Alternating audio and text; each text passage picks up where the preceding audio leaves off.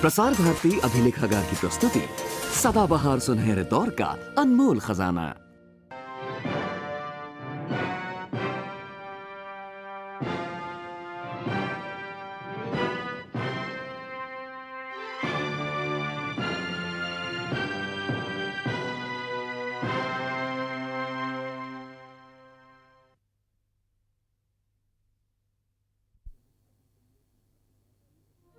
पिछले भाग में आपने देखा पूना के यरवड़ा जेल में उनकी मुलाकात दामोदर चाफेकर से होती है। दामोदर चाफेकर को यरवड़ा जेल में ही फांसी दे दी जाती है। उधर तिलक जी को मुक्त करने के लिए राष्ट्रीय तथा अंतर्राष्ट्रीय दबाव बढ़ता जाता है और आखिरकार सजा खत्म होने से 4 महीने पहले ही तिलक जी को जेल से रिहा कर दिया जाता है। जेल से रिहा होते ही तिलक जी अपने कार्य का पुनश्च हरिओम करते हैं, पर तभी तिलक जी को एक व्यक्तिगत आघात मिलता है। पूना में आए प्लेग में उनके पुत्र विश्वनाथ की मृत्यु हो जाती है। फिर भी तिलक जी जरा भी विचलित हुए बिना अपना काम जारी रखते हैं। 1905 में लॉर्ड कर्जन बंगाल का विभाजन करता है। सारा देश प्रक्षुब्ध होता है। देश में फैले असंतोष को तिलक जी आवाज देते हैं और अपने सक्षम नेतृत्व से वे सारे देश में लोकप्रिय हो जाते हैं। कलकत्ता कांग्रेस का अध्यक्ष पद तिलक जी को न मिले, इसीलिए नरमपंथी दादा भाई नौरोजी को अध्यक्ष बना देते हैं। मगर दादा भाई के तेजस्वी भाषण से नरमपंथियों की योजना बूमरैंग साबित होती है। अगले साल सूरत कांग्रेस में फिर से दोनों पक्षों की टक्कर होती है, जिसमें कांग्रेस के 2 टुकड़े हो जाते हैं। अब इसके आगे तमाम कोशिशों के बावजूद तिलक जी कांग्रेस में एकजुट नहीं रख पाए। कांग्रेस हमारा एकमात्र राष्ट्रीय पक्ष था। उसके विभाजन से देश का स्वतंत्रता आंदोलन ठप पड़ सकता था। उस परीक्षा की घड़ी में भी तिलक जी ने बड़े धैर्य से काम लिया, अपने नए पक्ष की स्थापना की, अन्य राज्यों के नेताओं के साथ मेलजोल बढ़ाया और नए नए कार्यक्रमों के साथ आंदोलन गतिमान रखा। मैं अरविंद बाबू से निवेदन करूंगा कि वो आपसे 2 शब्द कहें। बंग के बाद वहां के युवाओं में जैसे आग लगी है, ऐसा आंदोलन चल रहा है कि सरकार के पैरों तले जमीन खिसक गई है। दुर्भाग्य से जब जब हम बुजुर्ग नेताओं के पास मार्गदर्शन के लिए गए, उन्होंने हमारा तेजोभंग करने की कोशिश की। आखिर कब तक वे हमारे देश को कमाते रहेंगे? आज जरूरत है तो लोगों के मन में देश के प्रति स्वाभिमान जगाने की और राष्ट्र कार्य के लिए उन्हें प्रवृत्त करने की।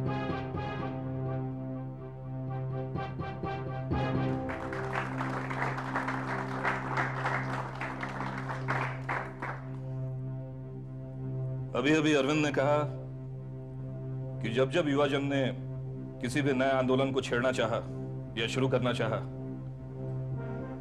तो बुजुर्गों ने उनका साथ नहीं दिया। मगर युवा जन बुजुर्गों की सहायता और उनके मार्ग प्रदर्शन के मोहताज नहीं है। वे चाहें तो कुछ भी कर सकते हैं। सब कुछ संभव है उनके लिए। इस बात का प्रमाण पूना में अभी हमारे सामने है। जब से शराबबंदी आंदोलन में युवाओं ने भाग लिया है, तब से सरकार को पसीने छूट रहे हैं। शराब की वजह से हजारों लाखों घर उजड़ गए और उजड़ रहे हैं, पर सरकार को इससे कोई सरोकार नहीं। उसे रस है तो पैसा कमाने में, जो उसे शराब बेचकर मिलता है। लेकिन हम अब ये नहीं चलने देंगे। जब तक हम पूना शहर से शराब का उच्चाटन नहीं करेंगे, हम दम नहीं लेंगे। और अगर हम शराब जैसी छोटी सी चीज को नहीं रोक सके, तो मैं बस इतना ही कहूंगा कि हमें स्वराज्य पाने का कोई अधिकार नहीं।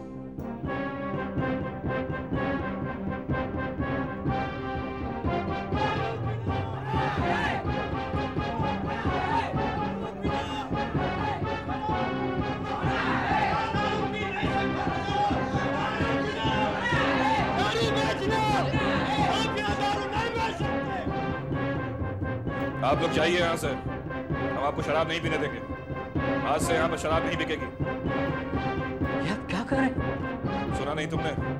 आज से इस बस्ती में शराब नहीं बिकेगी। इन लोगों से कहो अपने अपने घर जाएं। लेकिन इन लोग अपने घर चले जाएंगे तो मेरे धंधे का क्या होगा, मेरे परिवार का क्या होगा, मेरे संसार का क्या होगा? इतने सारे लोगों का संसार तबाह करके तुम अपने संसार की बात करते हो। कभी जाकर तुमने देखा है इनके परिवार की हालत? क्या तुम्हें मालूम है कि कैसे तुम्हारी शराब इन्हें धीरे धीरे खोखला कर रही है और कैसे हर दिन इनका घर बर्बाद हो रहा है? जिस वक्त ये लोग यहाँ पर बैठ करके शराब पीते हैं उस वक्त इनकी माएं, बहनें और बेटियां हमारे पास आकर गिड़गिड़ाती हैं। कौन लेगा उनकी जिम्मेदारी? एक बात मेरी समझ में नहीं आती, ये राजनीतिक आंदोलन को छोड़कर तिलक जी अचानक शराबबंदी पर क्यों उतर आए? यही तो उनकी खासियत थी। शराबबंदी या समाज सुधार का आंदोलन तो था ही, साथ ही साथ वह एक राजनीतिक आंदोलन भी था। शराब से मिलने वाला पैसा सरकार खोना नहीं चाहती थी, इसीलिए सरकार शराबबंदी को राजनीतिक आंदोलन मानने लगी। कुछ ही दिनों में शराबबंदी को गैर कानूनी कर दिया गया। हाँ, मगर तिलक जी को रोकने की हर संभव कोशिश करने के बावजूद सरकार उन्हें रोक नहीं पाई। ऊना के म्युनिसिपल चुनाव में सारी की सारी 4 जगहों पर तिलक जी के उम्मीदवार विजयी हुए।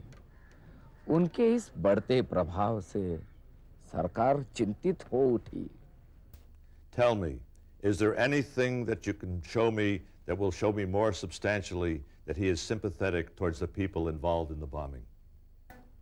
सर, हमारे पास कोई सबूत तो नहीं है, पर कुछ अफवाहें जरूर हैं कि मिस्टर तिलक अंग्रेजी शासन के विरुद्ध उठने वाले किसी भी कदम को अनैतिक या अनुचित नहीं समझते।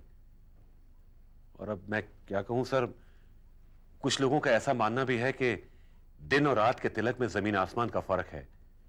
सर, ऐसा मानने के लिए हमारे पास समुचित कारण भी हैं कि वर्तमान क्रांतिकारी दलों को मिस्टर तिलक प्रोत्साहित कर रहे हैं।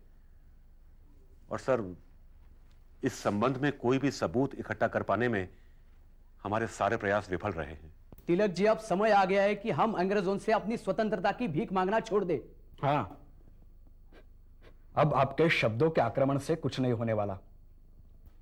अब अंग्रेज सिर्फ असली बंदूक और बम की ही आवाज सुनेगी। तो अब आपका विश्वास भाषण, समाचार पत्रों और विरोध सभाओं से अधिक बम और हथियारों में हो गया है। माफ कीजिए तिलक जी, पर आपके 100 भाषण जो काम नहीं कर सकते, वही काम बम के 3-4 धमाके एकदम आसानी से कर जाएंगे। ठीक है, अगर ऐसी बात है तो मैं आपको कुछ दिखाना चाहता हूं।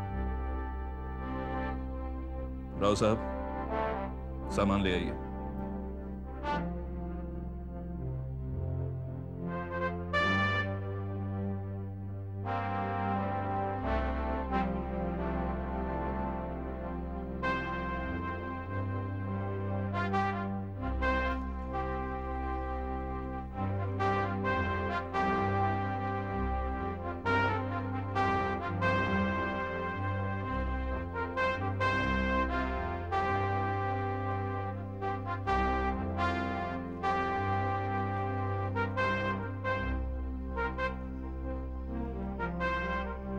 साहब, सामान दीजिए।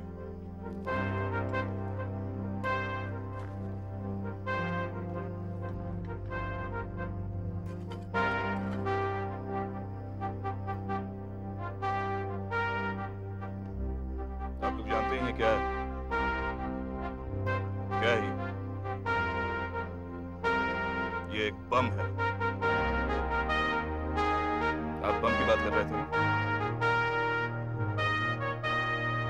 क्षमा कीजिए तिलक जी, हमने आपको समझने में।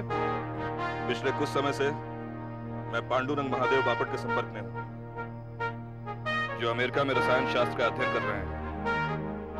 उन्हीं के द्वारा भेजी गई विधि से राव साहब गोखले ने यह बम बनाने का कौशल प्राप्त किया। वाह तिलक जी वाह, इसकी सहायता से तो हम ब्रिटिश साम्राज्य की नींव हिला सकते हैं। हाँ, पर हमारी और आपकी मानसिकता वाले ऐसे कितने लोग हैं जिन्हें शस्त्रों की लड़ाई में विश्वास है? ऐसे कितने लोग हैं जिन्होंने क्रांतिवीर श्री वासुदेव बलवंत फटके से शिक्षा और प्रेरणा पाई है? अगर ऐसे 100 लोग भी मिल जाएं, तो मैं समझूंगा कि हमारी अस्त्रों की लड़ाई सार्थक होगी। आप लोग 200-300 लोगों की संगठित शक्ति तैयार करें, तो मैं उसे अपना पूर्ण सहयोग दूंगा, क्योंकि पराधीनता के विरुद्ध संघर्ष में कोई भी कदम अनुचित नहीं। जैसे जैसे आजादी का आंदोलन बढ़ता गया, जनता का मन भाषणबाजी से ऊब चुका। उसे चाहिए था सिर्फ एक धमाका, और धमाका हो सकता है सिर्फ बम का। स्वयं तिलक जी ने बम बनाने का प्रयास किया था। उन्होंने नेपाल में बम की फैक्ट्री खोली थी और उसके लिए अपने एक सह संपादक को भेजा था, जो आगे चलकर महाराष्ट्र के महान नाटककार हुए श्री कृष्णाजी प्रभाकर खड़ीलकर। वह प्रयास असफल रहा। तब बम बनाने का दूसरा जरिया तिलक जी सोच रहे थे कि उनका परिचय एक ऐसे सच्चरित्र देशभक्त से हुआ जो बड़ौदा कॉलेज के प्राचार्य थे। तिलक जी ने कहा कि प्राचार्य पद छोड़ो, बंगाल जाओ और उसका नेतृत्व करो। प्राचार्य पद का इस्तीफा दिए बगैर ये व्यक्ति बड़ौदा से कलकत्ता पहुंचा, जो आगे चलकर अंतरराष्ट्रीय ख्याति का चिंता नायक, कवि और महर्षि माना गया, जिसका नाम है महर्षि अरविंद घोष। 1905 में बंगभंग आंदोलन हुआ और अंग्रेज सरकार पर सारे बंगालियों ने रोष प्रकट करना जाहिर किया। तब अरविंद ने अपने साथियों से कहा कि बम बनाना चाहिए। वीर सावरकर लंदन में बैरिस्ट्री सीखने गए हैं, उनके पास बम का फार्मूला हो सकता है, किसी को वहां भेजो। हेमचंद्र दास नामक युवक ने बिहार की अपनी इमारत बेच दी और उस पैसे से लंदन पहुंचा। वीर सावरकर ने हेमचंद्र दास और सेनापति बापट को पेरिस भेजा। वहां पर एना नामक एक रूसी महिला थी जिसके पास बम का प्रिस्क्रिप्शन था। वो बम का परीक्षण का पूरा सीख कर ये दोनों वापस लंदन आए और वहां से पहुंचे कलकत्ते। पहला बम तैयार किया गया। अरविंद के नेतृत्व में वह पहला बम जब बना तब उसका परीक्षण करना आवश्यक था। ये बम ठीक बना है कि नहीं, ये देखने के लिए एक युवक को बिहार में देवघर जिले के डिगरिया पहाड़ी पर भेजा गया। उसका नाम था प्रफुल्ल चक्रवर्ती। उस निर्जन सुनसान जगह पर जैसे ही प्रफुल्ल ने बम की पिन खोलने के लिए हाथ खींचा, हाथ में बम फटा और बम के टुकड़ों के साथ प्रफुल्ल के शरीर के टुकड़े आसमान में उड़े और खुद की बरसात के साथ जमीन पर आए। 1908 की फरवरी में हिंदुस्तान में बना पहला बम डिगरिया पहाड़ी पर फूटा। दूसरा बम तैयार किया गया। उसका परीक्षण कहाँ करना चाहिए, इसके बारे में चर्चा चल रही थी कि 19 वर्षीय एक बच्चे ने सुझाया। मुश्किल से बने हुए उस बम का परीक्षण किसी जंगल में नदी किनारे करना, यानी बम मुफ्त में फोड़ना हुआ। अगर परीक्षण करना ही हो तो किसी अंग्रेज अफसर के सर पर किया जाए। सबने बात स्वीकार कर ली और उसके लिए शिकार चुना मैजिस्ट्रेट किंग्सफोर्ड। किंग्सफोर्ड ने कलकत्ते में क्रूरता का कहर मचाया था। उसने रास्ते पर वंदे मातरम गाने वाले बच्चों पर इतनी लाठियां बरसाई थी कि सुशील सेन नाम का 13 वर्ष का एक बच्चा रास्ते में ढेर हो चुका था। किंग्सफोर्ड को मारने के लिए कलकत्ते के लोग बेचैन थे, इसलिए उसका तबादला कलकत्ते से मुजफ्फरपुर किया गया था। मुजफ्फरपुर जाकर भी उसी के सिर पर बम का प्रयोग करने का क्रांतिकारियों ने सोचा और जिस 19 वर्ष के बच्चे ने वो सलाह दी थी उसे ही वो काम दिया गया, जिसका नाम है खुदीराम बोस। हाथ में बम और साथ में प्रफुल्ल चाकी को लेकर खुदीराम मुजफ्फरपुर पहुंचा। 3-4 दिन उन्होंने उसका पूरा आने जाने का समय देख लिया। रात 8 से 8:30 बजे तक क्लब से ताश खेलकर वह बंगले पर आता है। क्लब और बंगले में सिर्फ फरलांग भर का फासला था। उन्होंने तारीख चुन ली, वह थी 30 अप्रैल 1908। उस दिन रात को 8 बजे खुद किंग्सफोर्ड के बंगले के पास एक पेड़ के पीछे वे दोनों छुप बैठे। 2 गाड़ियां 8 से 8:30 के बीच क्लब से निकली। पहली गाड़ी बंगले के सामने आते ही वंदे मातरम गर्जना करते हुए खुदीराम ने हाथ का बम गाड़ी पर फेंका। प्रयोग 100% सफल रहा। गाड़ी के टुकड़े टुकड़े हो गए। भीतर बैठे आदमियों की लाश के टुकड़े तितर बितर होकर जमीन पर गिर पड़े। लेकिन दुर्भाग्य से वो किंग्सफोर्ड गाड़ी नहीं थी। केनेडी नाम के वकील का परिवार उसमें बैठा था, जो मारा गया और किंग्सफोर्ड बच गया। इन दोनों को इस बात का पता नहीं था। वे दोनों नंगे पांव 2 दिशाओं में भागे। रात 2 बजे सबसे पहले मोकामा स्टेशन पर प्रफुल्ल चाकी पकड़ा गया। दारोगा नंदलाल बैनर्जी ने उसे पकड़ते एक झटके में प्रफुल्ल ने खुद को छुड़ाया, जेब से पिस्तौल निकाला और कनपट्टी पर नली लगाकर आत्मार्पण किया। प्रफुल्ल चक्रवर्ती शहीद हुआ डिगरिया पहाड़ी पर। प्रफुल्ल चाकी मोकामा स्टेशन पर किसी बंगाली युवक को पकड़कर फांसी पर चढ़ाने का काम अब तक सरकार को नहीं मिला था। सरकार को वो सम्मान दिया खुदीराम बोस ने। खुदीराम सारी रात नंगे पैर रेल लाइन पर दौड़ते हुए दूसरे दिन सुबह वहीनी स्टेशन पर पहुंचा। परिश्रांत थका हुआ पसीने में तर खुदीराम होटल में पानी पीने गया और पुलिस ने पकड़ लिया। पिस्तौल भी निकाल नहीं सका। तब खुदीराम के चेहरे पर एक ऐसी मुस्कान फूट उठी जो फांसी पर चढ़ने तक कायम रही। फांसी पर चढ़ते वक्त खुदीराम के चेहरे पर जो हाव-भाव थे उसका वर्णन करते हुए उनके वकील उपेंद्रनाथ सेन लिखते हैं, गीता हाथ में लेकर फांसी की ओर जाते हुए खुदीराम मंद मंद मुस्कुरा रहे थे और ऐसे निर्भयता से चल रहे थे मानो वे फांसी पर चढ़ने नहीं जा रहे हैं, उनके साथ जो सिपाही है उन्हें फांसी पर लटकाने ले जा रहे हैं। खुदीराम की उस मुस्कान पर किसी अनाम कवि ने एक ऐसी कविता लिखी जो आज भी हर बंगाली के मुख पर है। कौन कवि है ये भी किसी को पता नहीं। कविता के शब्द है, एकबार विदाय देमा घुरे आशी, हाशी हाशी पोरबो फाशी देख बे जगतबासी, एकबार विदाय देमा घुरे आशी। एक बार मां विदा करो, हंसते हंसते फांसी पर चढ़ूंगा और सब दुनिया देखती रहेगी। एक बार विदाय दे मां घुरे आशी, हाशी हाशी पोरबो फाशी देखबे जगतबासी। एक बार विदाय दे मां घुरे आशी। 10 মাস 10 দিন পরে, 10 মাস 10 দিন পরে জন্ম নেব মাসির ঘরে মাগো, চিনতে যদি না পারিস মা দেখবি গলায় ফাঁসি। একবার বিদায় দে মা ঘুরে আসি। माँ 10 माह और 10 दिनों बाद मैं मौसी के घर फिर जन्म लूंगा और उस नवजात शिशु को देखकर तू अगर पहचान नहीं पाई कि तेरा खुदीराम ही वापस आया है तो उसके गले पर देख, पिछले जन्म के फांसी के फंदे का निशान उस पर दिखेगा और तुझे पता चल जाएगा कि तेरा खुदीराम वापस लौटा। अंग्रेज सरकार इस बात से चिंतित है कि मुजफ्फरपुर की तरह अन्य शहरों में बम फटने लगे तो क्या होगा, पर उसके पास यह सोचने का समय नहीं कि यह बम बनने ही क्यों शुरू हुए। सरकारी अधिकारियों के जुल्म से बंगाल की गरीब जनता में जो रोष और क्रोध उत्पन्न हुआ, यह बम उसी का परिणाम है। पर एक अधिकारी को मारने से अत्याचार समाप्त नहीं होंगे, क्योंकि उसकी जगह दूसरा अधिकारी आ जाएगा। हमें उस भ्रष्ट और निकम्मी व्यवस्था को ध्वस्त करना है जिसकी इस सरकार के साथ मिलीभगत है। मुजफ्फरपुर बम विस्फोट के सिलसिले में केसरी ने प्रकाशित किए हुए लेखों को आधार बनाकर तिलक जी पर राजद्रोह का मुकदमा दायर किया गया। पिछले 5 वर्षों से तिलक जी ने सरकार की नाक में दम कर रखा था। अब मौका मिलते ही उस शेर को पिंजड़े में बंद करने की सरकार ने जी तोड़ कोशिश की और उस ऐतिहासिक मुकदमे की कार्रवाई शुरू हुई। Well then, thank you, Mr. Saravate. I am sure now we can get a substantial sentence against Mr. Tilak.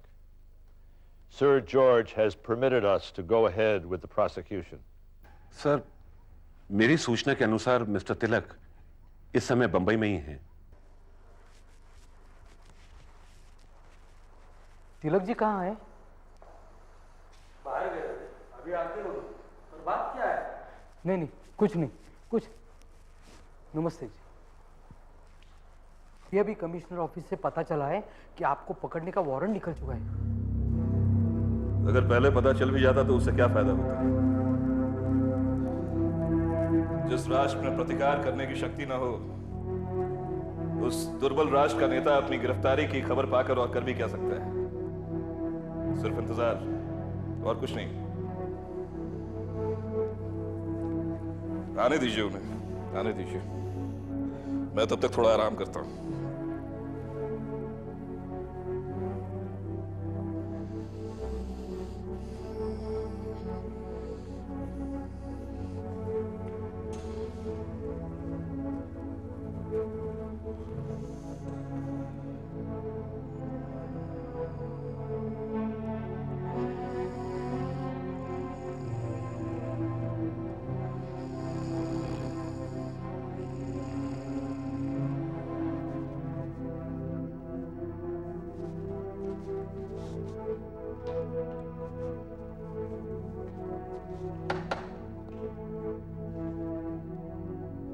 Mr. Bal Gangadhar Tilak, you are under arrest.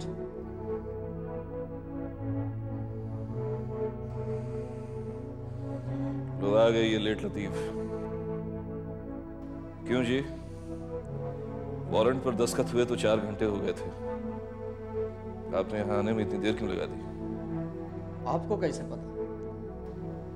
वो सब छोड़िए।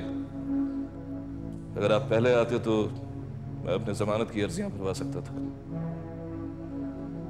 लेकिन नहीं, आप जानबूझकर कोर्ट का कामकाज खत्म होने के बाद आए ताकि मुझे जमानत नहीं मिल सके। खैर, कोई बात नहीं।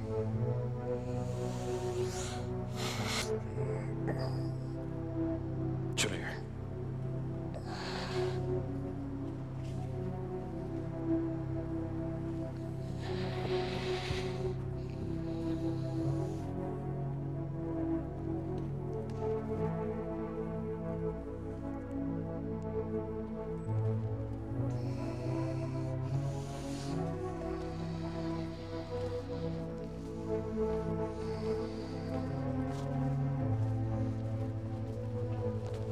Well, then, I suppose that my next encounter with Mr. Tilak will be in the High Court.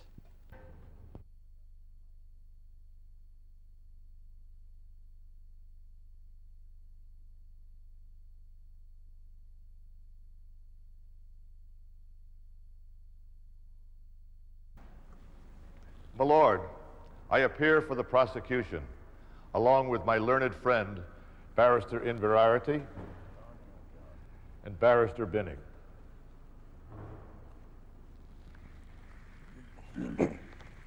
Your Lordship, I may be allowed to appear in person.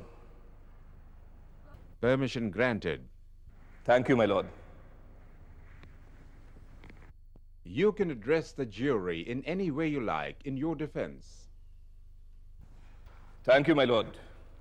Those articles were addressed to the educated class of Pune. Poona की संस्कृति और सामाजिक स्थिति के बारे में jury पूर्णतः अनभिज्ञ है। मेरे लेखों के संभावित परिणामों के बारे में ज्यूरी कैसे किसी निर्णय पर पहुंचेगी, यह समझ पाना मेरे लिए बड़ा कठिन है। The court has already given a ruling on it. And I have accepted it, my lord. मैं न्यायमूर्ति महोदय का ध्यान पुनः इस बात की ओर आकर्षित करना चाहूंगा कि अभियोग पक्ष ने अभी तक आरोपों को विस्तार से प्रस्तुत नहीं किया। मैं ये समझ नहीं पा रहा कि मेरे लेख आरोपों के विषय हैं या एक पत्रकार और प्रकाशक होने के नाते मेरा संपूर्ण जीवन ही आरोपों के घेरे में है। Yes, you may begin. My lord, the accused is charged under section 124A of the Indian Penal Code with respect of 2 articles, namely, the country's misfortune and these solutions are not lasting, which appeared in the newspaper Kesari. This section, you see, gentlemen, allows full effect to the law of all civilized countries. It gives the press full liberty to say anything against any action of the government. But it does not allow them to use these comments as a vehicle to defame the government. In one article, the writer describes the Muzaffarpur outrage, which he ascribes to the perversity of the white official class. In his second article, he suggests that people in other countries have achieved their goals even by using bombs. To sum up, the writer has shown a bias against the government in his writings, even on previous occasions. I object, my lord. I don't think these articles can be used to demonstrate my alleged bias against the government. Under Section 13 of the Evidence Act, they are admissible. Then I will request the prosecution to point out those parts in the articles for which I am charged. My Lord, for prosecution, the entire article is the evidence. Your Lordship and the distinguished members of the jury, I have not come here to ask you for any grace. अपने लेखों के संभावित परिणामों का उत्तरदायित्व मैं पूर्ण रूप से स्वीकार करता हूं। ये लेख ना तो मैंने आवेश में आकर लिखे और ना ही पागलपन में। यह लेख मैंने जनहित में इस विश्वास के साथ लिखे कि यह मेरा कर्तव्य है, और इस विचार के साथ कि मेरे समाज का भी यही मत है। मैं इस बात से अनभिज्ञ नहीं कि केसरी आजकल सरकार की आंखों में कांटा बनकर चुभ रहा है, पर मैं अपना न्याय पाने का न्यायोचित अधिकार कैसे छोड़ सकता हूं?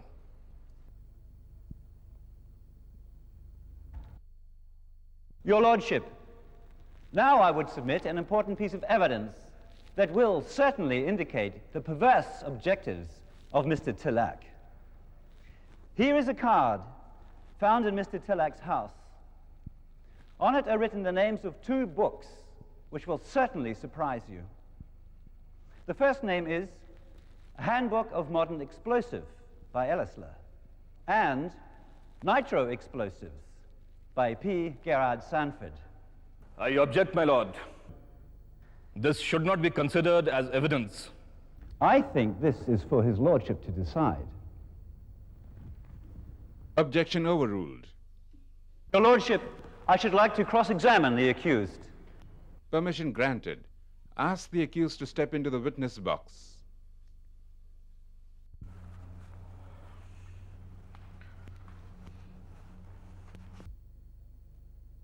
Do you admit that the names of the books on this card are written by you? Yes, I admit. Would you please explain what made you write them? Surely. जिस समय विस्फोटक पदार्थों के संबंध में नियम लागू हुआ, एक पत्रकार की हैसियत से उनकी आलोचना करना मेरा समयोचित कर्तव्य था, और स्वाभाविक है कि ऐसा करने के लिए मुझे विस्फोटक पदार्थ, उनके प्रकार इत्यादि का ज्ञान होना आवश्यक था। पोस्टकार्ड पर जिन दो पुस्तकों का उल्लेख है, उन्हें मेरे निजी पुस्तकालय की एक सूची से लिया गया है, इस उद्देश्य से कि आवश्यकता पड़ने पर उन्हें मंगाया जा सके। That's all. Was that the only motive? That was the only motive. That's all, your lordship. 1908 के राजद्रोह के मुकदमे में तिलक जी अगर चाहते तो कानूनी दांव पेचों का सहारा लेकर मुकदमा लंबा खींच सकते थे, लेकिन उन्होंने वैसा नहीं किया, क्योंकि वे जानते थे कि यह मुकदमा महज एक सामान्य मुकदमा नहीं है। यह उस एक प्रचंड और विराट आंदोलन का सूत्रपात है जो सारी दुनिया को यह सिद्ध कर देगा कि स्वतंत्रता की पुकार हिंदुस्तान की अंतरात्मा की पुकार है। My lord, why should you feel that my intention is to raise a rebellion and create a feeling of hatred? इस प्रश्न के तीन पहलू हैं, my lord, तीन पहलू। मेरे लेख इस प्रश्न का पहला पहलू है। जिस समाज से यह संबंधित है, उसकी वस्तु स्थिति इसका दूसरा पहलू, और जिस समय यह लेख लिखा गया था, इसका तीसरा पहलू। हम इन तीनों में से किसी भी एक की उपेक्षा नहीं कर सकते। मैं आदरणीय ज्यूरी से यह जानना चाहूंगा कि क्या किसी भी निष्कर्ष पर पहुंचने से पहले उन्हें इन परिस्थितियों की जरा सी भी जानकारी है? जिस समय खुदीराम बोस को फांसी की सजा सुनाई जाती है, उस समय उस विषय पर लिखना मेरे लिए स्वाभाविक है, समय और स्थिति उत्तेजना की हो या शांतिपूर्ण। समाज में अगर असंतोष है तो यह समाचार पत्रों का कर्तव्य है कि वो सरकार का ध्यान असंतोष के कारणों की तरफ आकर्षित करे। It's a hard duty. It's a thankless duty. And sometimes a risky one. But it has to be done. जनहित के लिए समाचार पत्रों को यह सब करना ही चाहिए, परिस्थितियां चाहे जैसी भी हों। प्रश्न यह है कि अगर कोई दमनकारी नियम पारित होता है तो क्या सर्वसामान्य को उसके बारे में अपने विचार व्यक्त करने का अधिकार है या नहीं? Now I shall refer to the card called Exhibit K. I shall be much surprised if the card is not sent home for the inspection of Lord Morley. The history of the card was clear from the cross-examination. क्या आपने मेरे सिंगड़ वाले घर की भी तलाशी ली थी? Yes. At Singad? Yes. और मेरे पूना के घर के लिए अलग वारंट था? No, it was the same one. उस वारंट पर सिंगड़ का उल्लेख था? Yes, by the district magistrate. Presidency magistrate did not mention it. But the district magistrate did. The question is, was Sihagarh mentioned in the warrant? Not to my recollection. Then who added it? The district magistrate of Pune. ये card आपको कहाँ मिला? Library में. Library में कहाँ? Drawer में. क्या दराज में यही एक कागज था? जी नहीं, और भी कई कागज थे. क्या ये सबसे नीचे था? जी नहीं. क्या ये सबसे ऊपर था? जी नहीं. तो फिर कहाँ था? It was somewhere in the middle. अच्छा, जिस दराज से आपने ये कार्ड निकाला, क्या उस दराज में ताला लगा हुआ था? जी नहीं, खुला ही था. Your Lordship, the fact that the drawer was unlocked and the card was mixed up with several other papers proves the fact that the card was not of a secret nature. It was purely there for my reference work. The court is adjourned for today.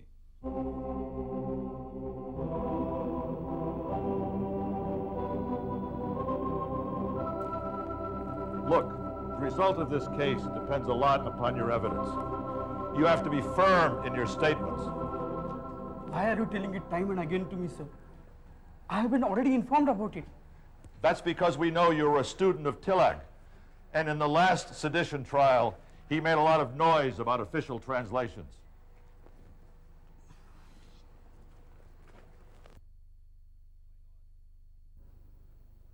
Please refer to my article, Desh Ka Durbhagya. How would you refer the word santap? Indignation? How would you render dukh se santapt? Afflicted with sorrow? Not indignant with sorrow? No. How will you render the word avesh? Vehemence? It also has meaning angry passions. Passions of rage. Of the renderings you have given in translations from the dictionary, you have selected the best. Yes. Do you agree that words have to be borrowed from Sanskrit for those English words not available in our language? Yes. Do you agree that the writer has to assign new meanings to the words? Yes. And if the writer wanted to assign new meanings to the words, you do not bother much about that. I don't know writer's mind. Hence, I don't care for that. और क्या मैं पूछ सकता हूं कि अभियोगी इन लेखों के संबंध में मेरे अभिप्राय को सिद्ध करने की कोशिश नहीं तो और क्या कर रहे हैं? परंतु अभियोगी पक्ष के प्रमुख गवाह को इन लेखों के पीछे छुपी विचार प्रक्रिया से कोई सरोकार नहीं, जिनके परिणाम स्वरूप लिखे गए लेख इस मुकदमे के मुख्य सबूत हैं। मुजफ्फरपुर बम कांड के अधिकतर केसरी के अग्रलेख काका साहब ने लिखे थे, लेकिन हर कोई समझता कि वे तिलक जी ने लिखे थे। तिलक जी चाहते तो उन अग्रलेखों का सारा दोष काका साहब के मत्थे मढ़ सकते थे, लेकिन उन्होंने वैसा कदापि नहीं किया। What does buddhi bhransh mean? Infatuation of mind. How would you render error of judgment in our language? I shall have to coin the word. It will take some time. How would you translate it? It's a very complicated idea, my lord. There is no word for judgment. Error I can translate. If we cannot find a real word, we have to use a coined word. Suppose you have to write an article in hurry. Would you be able to spare time to find a new word? I'm not a writer of articles. Gentlemen, that is the material on which you have to judge whether the articles written are seditious in nature or not. इस तरह का अनुवाद हास्यास्पद है। यह तो किसी भी लेख को राजद्रोह का विषय बना देगा। यह बात सिर्फ असहनीय ही नहीं, ब्रिटिश न्याय प्रणाली के लिए दयनीय भी है कि मुझे दोषी ठहराने के लिए उन्हें इस प्रकार के अनुवादों का सहारा लेना पड़ा। Have you seen that laughing gallery where the mirror distorts your face and makes it look like a monkey?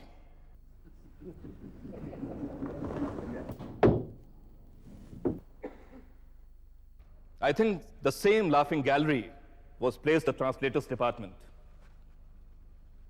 making every genuine criticism of the government look seditious. How would you translate sense of honor as quality of a living nation? Abhiman. Does not the word tej express sense of honor in a better way? No. Tej means a different thing altogether. It is now used for sense of honor even in Sanskrit. I don't know Sanskrit. Is it not true that you won the Jagannath Shankar Sheth scholarship? I repeat the question. Did you not win the Jagannath Shankar Sheth scholarship? Yes. How would you render this? Na tejas tejasvi prasitam aparisham prasahate. I cannot translate that. What do you understand? I understand the meaning and construction, but I cannot translate that. Do you know that it occurs in the 4th standard textbooks? Do not ask unnecessary questions. I beg your pardon, my lord. Really speaking, my articles are not the subject of the charge, but the translations of it. अगर मैं यह सिद्ध कर दूं कि सरकारी अनुवादों की भाषा दोषपूर्ण है, तो मुझे अपने आप को दोषमुक्त करने के लिए किसी भी सबूत की आवश्यकता नहीं। Nothing more is necessary. Come to the 5th line of translation. Inspire many with hatred. How do you translate hatred? Ghrina. How do you render dvesh? It means hatred or enmity. Is there any difference between ghrina and dvesh? No, there is no difference. Does ghrina not mean disgust? I cannot say. I did not refer to the dictionary in making translations. Did you not refer to the dictionary? I cannot remember. Refer to the word ghrina in Candy's dictionary. Is the meaning given there is hatred?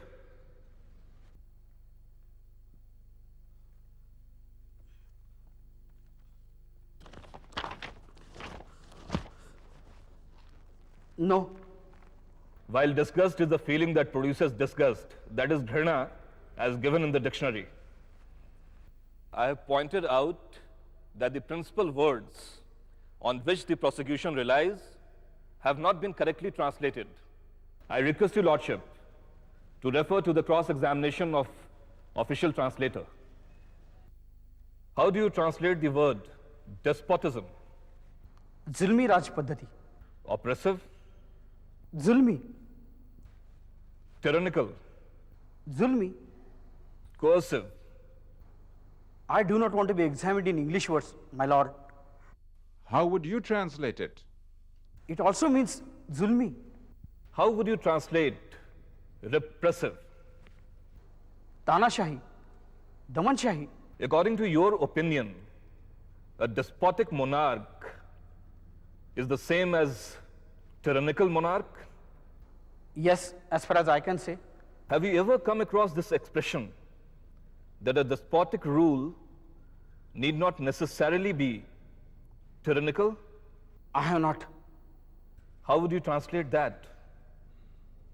जुल्मी राज पद्धति में जुल्मी हो यह आवश्यक नहीं. Instead of despotic bureaucracy, the translation is oppressive official class. The former in turn is both used in Indian and English newspapers and have never been considered offensive. मेरे लेखों के अनुवाद गलतियों की एक श्रृंखला है। मैं ये पूछता हूं कि क्या ये गलतियां ढूंढना मेरा काम है? Certainly not. I am not called here to correct the translations of the High Court translator. That too gratis. If decorum is not maintained in court, I will have the court vacated. I therefore claim that the charge is not maintainable. Your Lordship, to end, let me say something about the jury's rights. सही और गलत का निर्णय करना वर्तमान समय में शब्दों के परिप्रेक्षित अर्थ तक पहुंचना। I have been most frank with you. Now you must read the writings for yourself and say whether those passages intend to create any disaffection or not.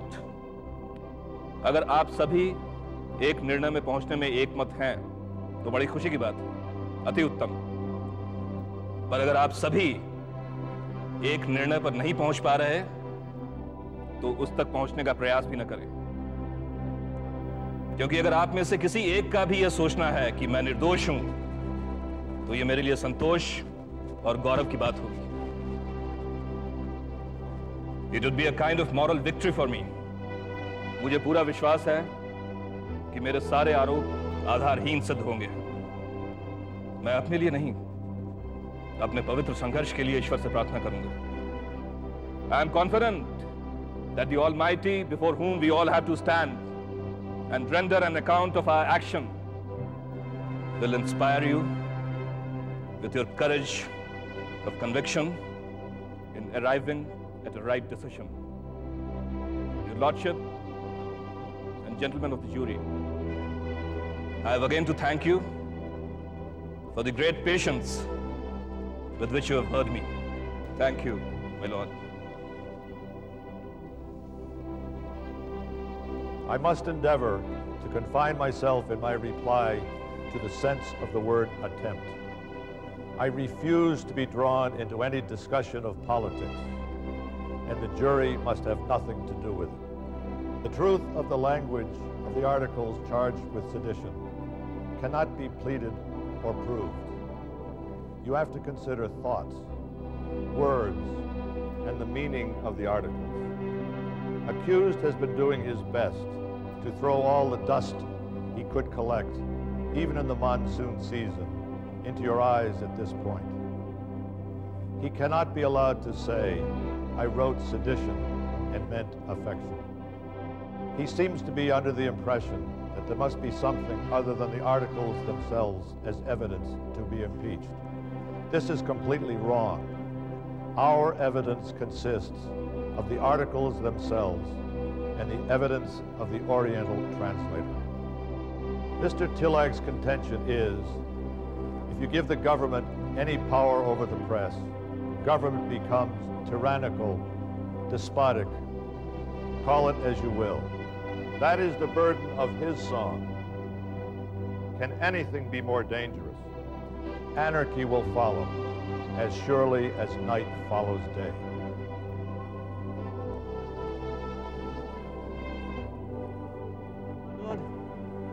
It seems impossible that anyone could praise the two Muzaffarpur murders as he has done.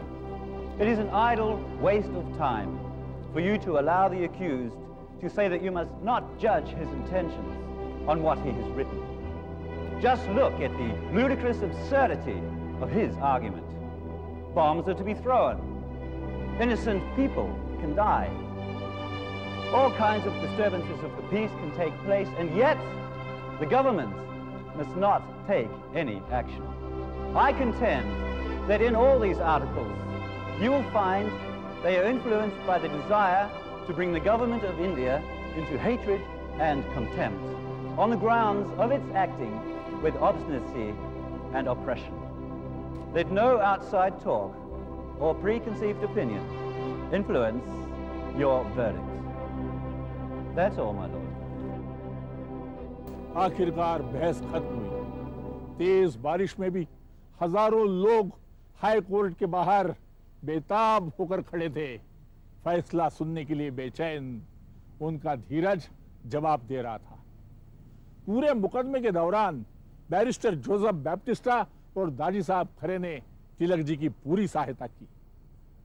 Tilak ji ने जिस सक्षमता से और शांत भाव से गवाहों की धज्जियां उड़ाई और कानूनी बारीकियों को पेश किया, उसे देखकर अंग्रेज बैरिस्टर भी अचंभित रह गए।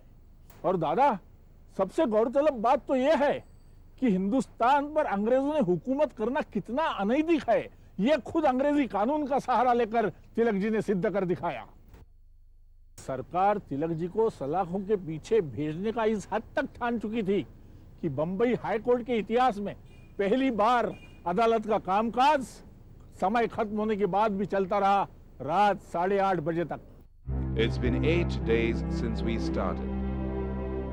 I would not take much time to sum up. I have given enough liberty to the accused to defend himself in whichever way, taking whatever time. I have allowed him to speak about subjects that do not concern this trial. I have the right to tell you my views and to direct you towards the route to justice. Treason, as defined by justice. Tilak has talked a lot about translation, but by the procedure, you can accept the translation by the government. Don't worry about specific words. Decide what is the overall bent of the article. Remember, bombs are not thrown without wrong intentions, and people who really hate the government do such things. Don't worry about whether what he has written is right or wrong. If by writing something he can create disaffection, then you have to decide that. Now, you have to decide, without any favor, if the accused is guilty or not. Is your verdict unanimous or not? There is a difference of opinion. What is the division? Guilty 7 and not guilty 2. If you go back together, is it possible to reach a unanimous verdict? No. It is my duty to announce the sentence. I cannot put in my words how much I am grieved in doing so. You are an intellectual, far capable. You have a strong influence on the people. I would have been happier if you would have used these qualities to save the country. It seems to me that it must be a diseased mind, a most perverted mind. That to say that your articles are the most legitimate weapons in the political agitation. They are seething with sedition. They preach violence. They speak of murders with approval. Still, I will give such a lenient sentence that people would say, this was not a place to show kindness.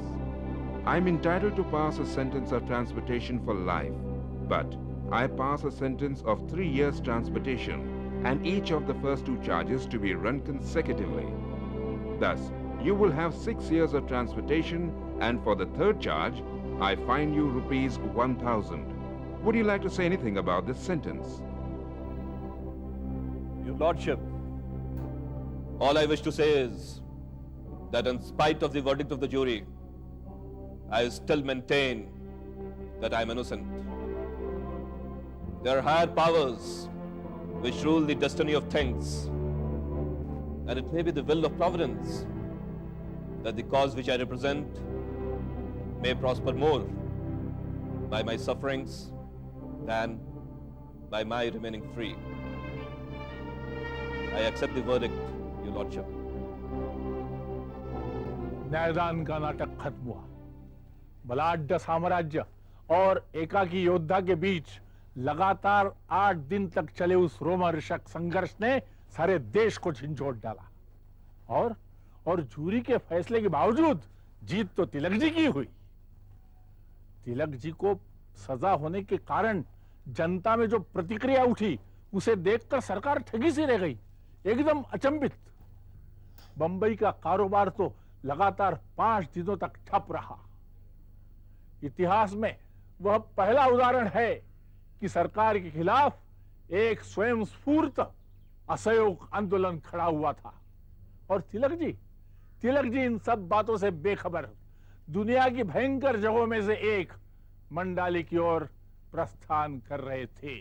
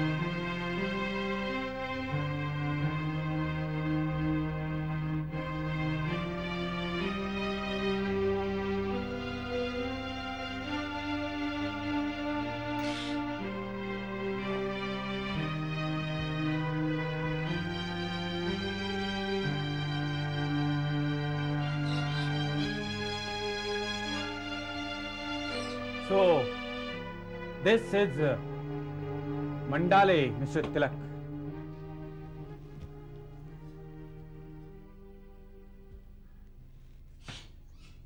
आइए, मैं आपको यहां के नियमों से परिचित करा दूं। अब यह कोठरी ही आपका घर है। यहां के कैदियों को आपस में बात करने की मनाही है। शाम को 1 घंटा बाहर घूम सकते हैं। और ये रही आपकी कटोरियां। आपका भोजन बनाने के लिए सरकार ने एक रसोइया भी भेजा है, जो खुद अपनी सजा काट रहा है।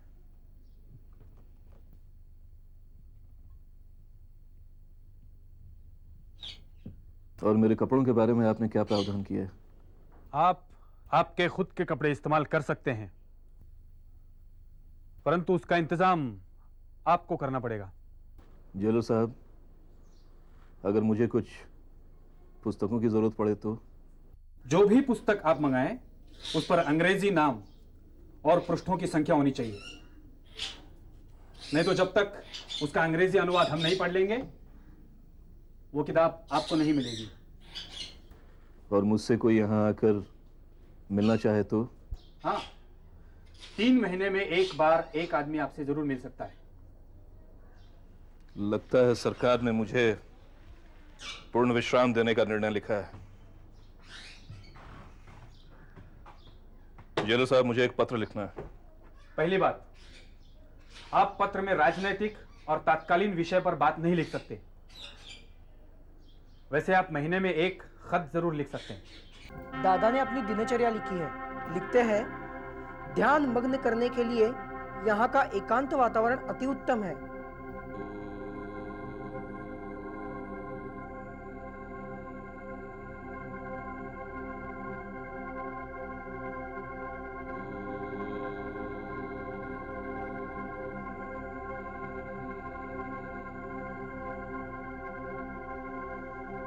सरकार ने यहाँ मेरे रहने खाने की अच्छी व्यवस्था की है।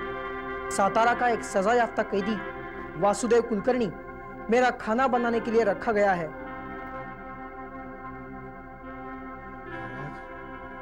महाराज, ये मेरा सौभाग्य है जो मुझे यहाँ लाया आपके सेवा के लिए। मेरे कारण उसे भी काला पानी की सजा काटनी पड़ रही है, फिर भी वो मन लगाकर मेरी सेवा करता है।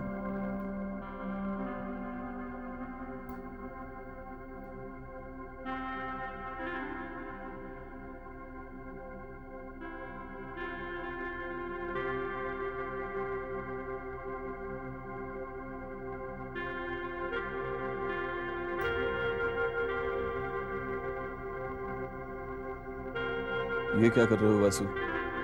मेरा इतना ध्यान रखने की आवश्यकता नहीं है। यहाँ मैं भी तुम्हारी तरह एक कैदी हूँ। और महाराज, मुझे तो आपके सेवा के लिए यहाँ लाया गया है।